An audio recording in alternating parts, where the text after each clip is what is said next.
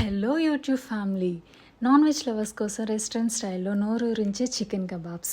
నేను తీసుకున్న ingredients: chicken 250 to 300 grams, అల్లం వెల్లుల్లి పేస్ట్, పెరుగు, lemon and instant kebab chicken masala mix. చికెన్లో ఇంగ్రీడియంట్స్ అన్నీ వేసుకుని బాగా మ్యారినేట్ చేసుకోవాలి. నేను తీసుకున్న చికెన్కి 2 tablespoons kebab chicken masala mix సరిపోతుంది.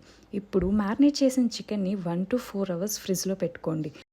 4 hours మ్యారినేట్ చేసిన తర్వాత ప్యాన్లో కొంచెం ఆయిల్ వేసి చికెన్ ఫ్రై చేసుకోండి.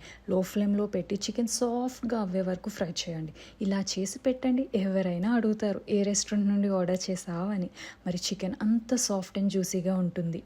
యాడెడ్ ఫ్లేవర్ కోసం సన్నగా కట్ చేసిన మిర్చి కొంచెం ఆయిల్ వేసి ఫ్రై చేయండి. అలానే మన పక్కన రోస్ట్ చేసి పెట్టుకున్న చికెన్ కూడా వేసి 1 minute ఫ్రై చేయండి. ఇది ఆప్షనల్ మాత్రమే.